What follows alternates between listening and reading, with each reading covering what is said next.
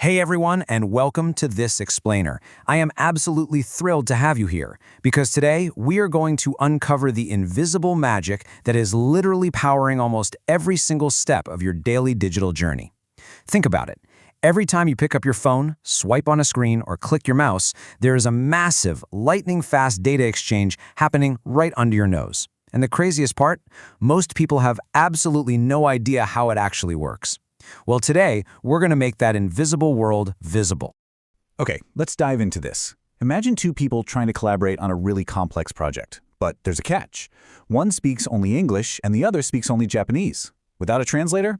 Yeah, communication is going to grind to a complete halt. Well, the exact same challenge exists in software. You might have a backend server built in Java, a mobile app written in Swift, and maybe a web front-end built with JavaScript. So how do these fundamentally different systems that speak completely different programming languages, manage to understand each other and share information so flawlessly? To see just how often this problem gets solved, we really only need to look at your everyday life. Have you done any of these things today? When you send a message on your favorite social media app, your friend on the other side of the planet gets it in seconds. When you search for a pair of shoes on an online shopping site, thousands of inventory details pop up instantly. You check your bank balance, you load up a weather forecast. In every single one of these scenarios, your device is asking for data from a completely different system. To make all of this work, software absolutely needs a standardized way to package and share information. And that brings us to the absolute hero of our explainer. Meet JSON. It stands for JavaScript Object Notation.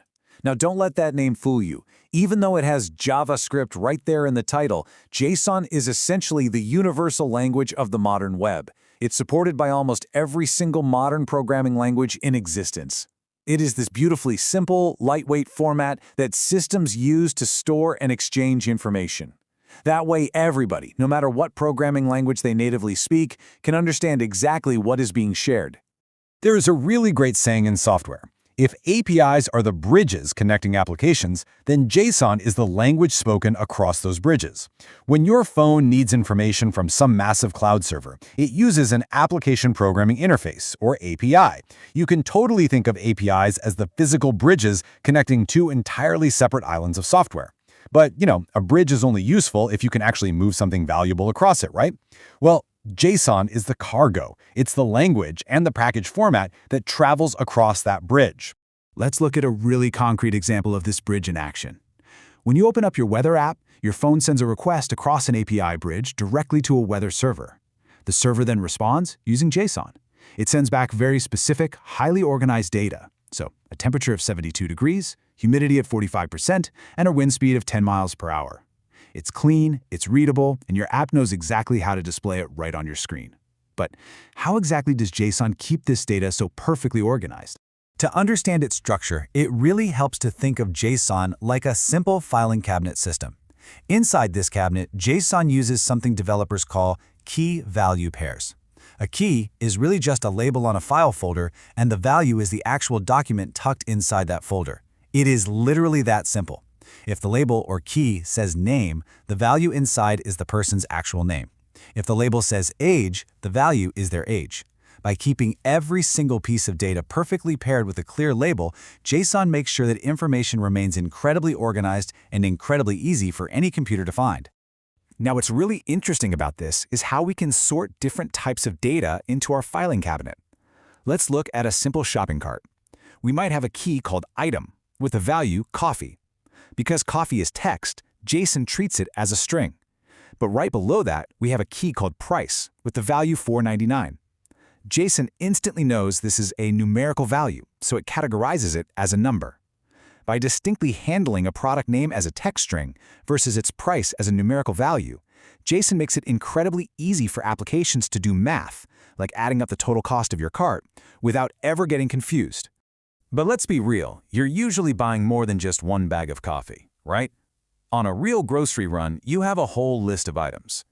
JSON handles this beautifully using something called an array. An array is basically just a way to group multiple values together under a single collection. Instead of building a brand new, complicated filing cabinet for every single item you put in your cart, your coffee, your apples, your bread, your milk, JSON just groups them super efficiently into a neat, easy-to-read array.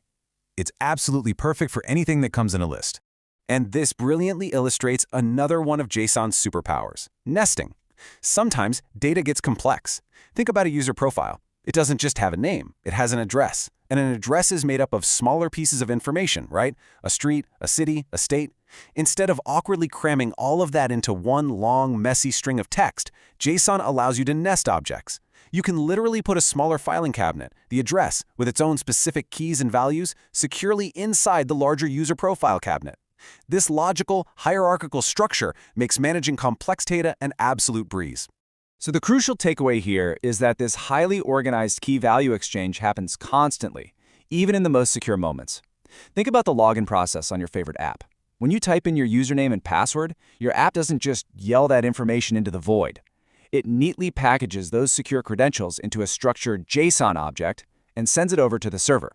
The server verifies who you are and sends back another JSON object saying, "Yep, this person is verified. Here are their account details." It is seamless, it's invisible, and it's highly structured. But wait a second. How does this neatly organized data actually physically travel over the internet? Well, it uses a concept called serialization. Now, don't let the technical term intimidate you. Serialization is literally just the process of packing your data into a sturdy cardboard box for an internet road trip. You take the complex objects sitting right there in your application's memory and you flatten them, you serialize them into a straightforward JSON text format so they can safely survive the wild journey across the web. Let's move to the next step and see how this all builds into the complete data journey. It's really just 4 simple steps. First, your application creates a raw object, say a new online order. Second, it serializes that object into a lightweight JSON package. Third, it ships that package across the internet.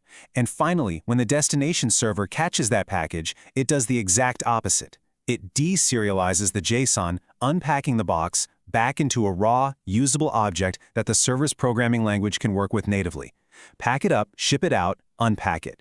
This exact cycle happens millions of times a second worldwide.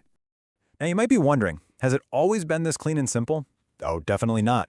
Before JSON completely took over the world, developers relied heavily on an older format called XML.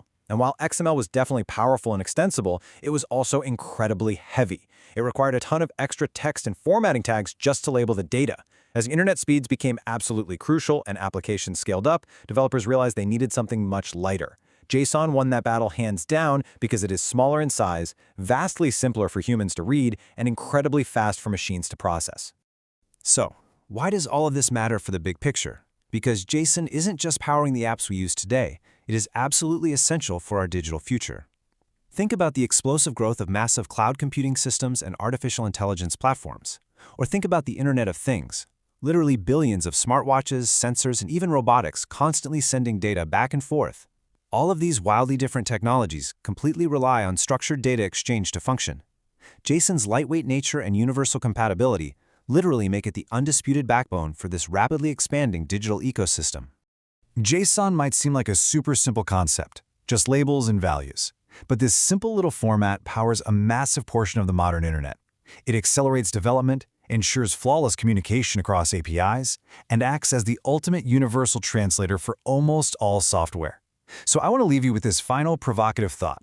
Next time you tap your screen, submit a form, or check your messages, what invisible JSON data is moving behind the scenes to make it all happen? Thank you so much for joining me on this explainer. Keep asking questions, and I will see you next time. If you enjoyed this video and learned something new, like this video, comment your favorite programming language, subscribe to Future Break CodeR, because many exciting coding and futuristic tech videos are coming soon.